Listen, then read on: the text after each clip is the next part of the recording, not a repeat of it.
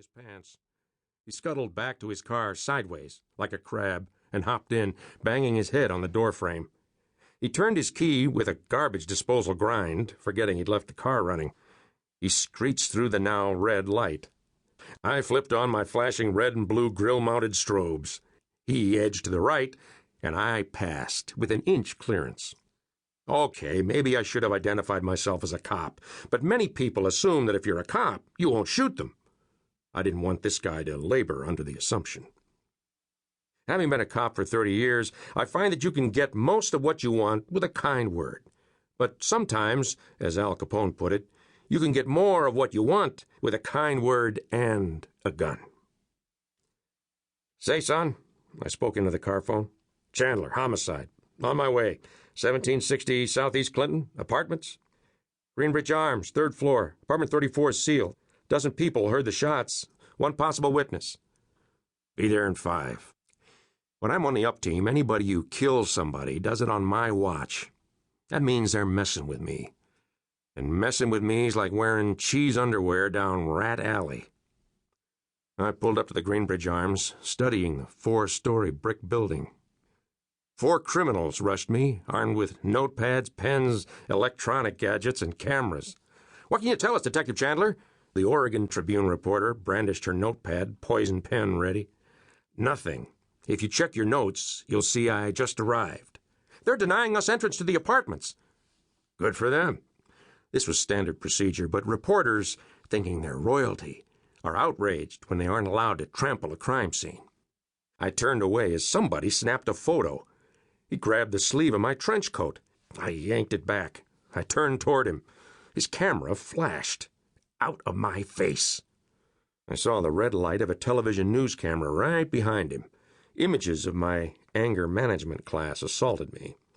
I'd never subject myself to that again. I smiled and waved to the camera. Just kidding. Actually, I want to thank you folks for coming.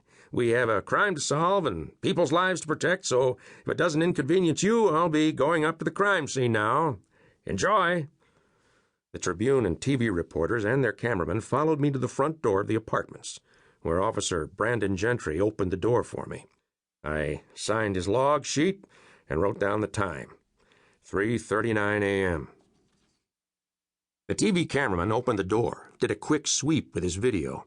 As I stepped in the elevator, I said, Officer Gentry, there's a van illegally parked. It has the letters KAGN on it. Would you please write a parking citation? The door closed, and I tried not to ponder how the media, especially the Tribune, had been my judge, jury, and nearly my executioner 15 years before. I needed to switch gears to the job at hand. As I got out on the 3rd floor, I popped in a stick of blackjack gum, my crime scene entrance ritual. Entering apartment 34, I stepped from hallway to crime scene. There, sprawled in a death pose, was Jimmy Ross. 2 shots to the head. Physical evidence all over the place, with a bonus. A sealed Ziploc bag of ecstasy and a half-spilled sack of meth. No need for a lab report to tell me what was what. Saison told me the paramedic who'd come 20 minutes ago had pronounced Jimmy Ross dead. He was right. The medical examiner, Carlton Hatch, showed up 10 minutes after I did. Most MEs ask you to call them when you want the body removed. The ME may not arrive until 3 or 4 hours later. Not Hatch. Every time I've worked with him, he's come immediately, like an autograph hound to an NFL team hotel. Hatch is a number 2 pencil, head pink and bald like an eraser. He carries a man purse and wears a nicely fitted suit beneath a poorly fitted face. His pointy chin isn't a good match for his pale, bloated cheeks. Too much chlorine in his gene pool. I gazed down at my Walmart jacket over my shirt, spotted with yesterday's omelet. Considered my rumpled slacks, pockets holding Tuesday's Taco Bell receipt and packet of hot sauce. I looked again at the ME's tailored suit. Tuxedo at the dry cleaners? I asked him. His smile came quick and left quicker. Probable cause of death, gunshots to the head, he said, as if he'd drawn on years of training. 2 CSIs in forensic bunny suits arrived. One vacuumed, the other photographed. They collected anything possibly containing DNA fragments.